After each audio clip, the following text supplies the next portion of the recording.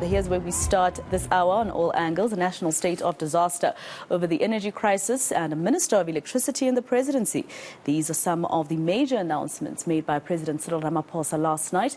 There has been mixed reaction, though, to these announcements, with Solidarity and the DA mulling court action to challenge the state of disaster declaration. Let's bring in energy expert Hilton Trollip, who joins us now via Zoom. Mr. Trollip, thank you very much for your time here on eNCA. Your thoughts around these two announcements, a national state of disaster and an electricity minister? Good morning, Ms. Echo. I just want to preface what I say by something. I'm an energy expert and I got a master's degree in electrical engineering in 1983. I worked as an engineer, but I started as an energy economist at the beginning of the 90s, and then from 1995, I've worked in energy law and the law. So I say that because the debates become very polarized and people don't listen to what people have to say. They try and put them in pigeonholes. I also want to say I don't have any investments in any energy company, and I have no allegiance to renewables or coal, gas or greenies. I just want to say that because I want to be clear about that. So the National State of Disaster is, there's the Disaster Act, so it's a law. And I've had a look at the gazetted declaration or pronouncement by the Culture Minister. And what essentially that declaration does is it removes the restrictions of a whole raft of other laws which govern the supply of electricity, protection of the environment, look after people's rights, such as their right to electricity, etc. And also the laws that regulate procurement. So what I really worry about is the president, although he said he named a number of specific things that need doing, in my opinion, which is very well informed, most of those things can be done with our existing laws. And I am very, very worried that unless the government, when it uses the relaxation of these many other laws that we have, or when it removes the requirements of those laws, what government has to do, when the state of disaster, it relaxes all of that, that the government explains to us very, very clearly the direct link between the law that is being relaxed and the link between that and solving the electricity crisis. Because, in my opinion, most of the electricity crisis is owing to the existing administration and ministers not complying with existing laws. It's not a matter that we don't have the laws or the laws are too restrictive. They simply don't comply with them. So let's get to the second point then. The president has announced the creation of another ministry. He called it the Electricity Ministry. So we already have a whole set of laws that refer to electricity. The National Electricity Regulation Act, the National Energy Regulation Act. I can name lots. And what I'm worried about is if you go and read those laws, they require the energy minister to do things. Now, as far as I know, Gwede Mantashe is the energy minister, and it's unless they make him not the energy minister, but energy applies to oil, gas, the environment, upstream mining of coal, very big parts of the economy.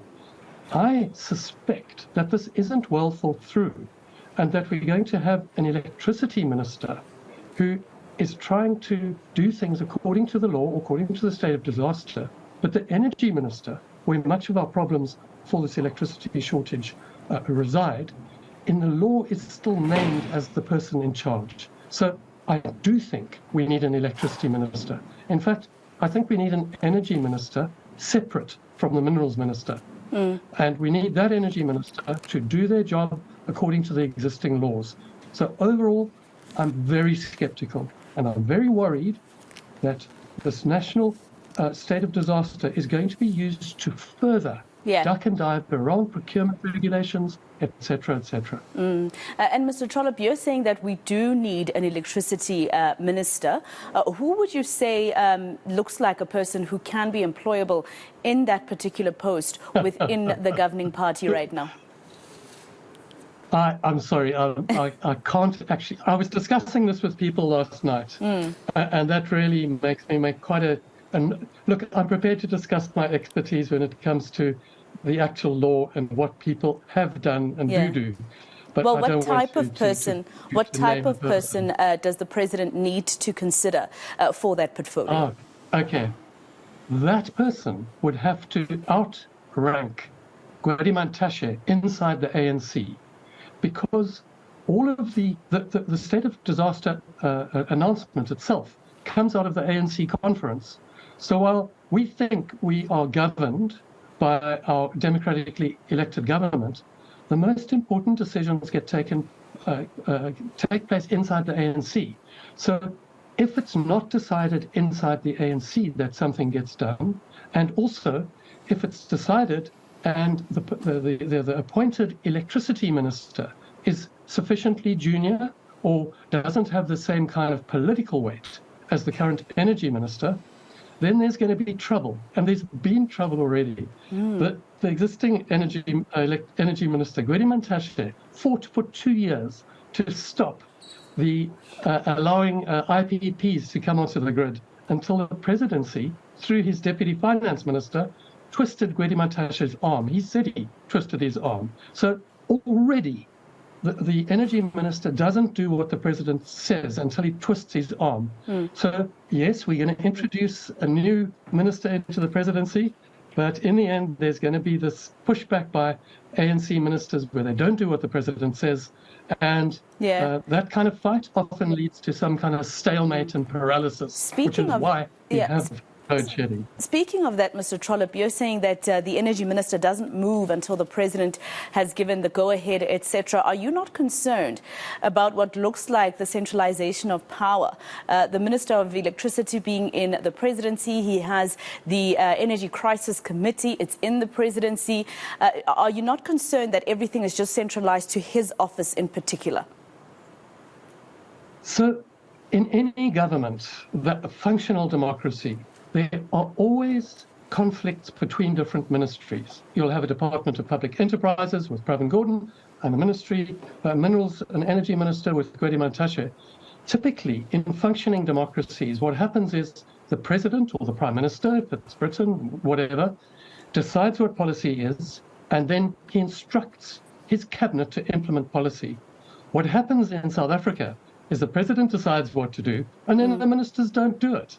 And they fight amongst themselves, and now we're introducing another minister into that fight. That's why I say if that electricity minister is not at least as politically powerful inside the ANC as Gwedi Mantashe, they may as well not come to work. Yeah, well, thank you very much for speaking to us and telling us your thoughts around the State of the Nation address. That was energy expert Hilton Trollip.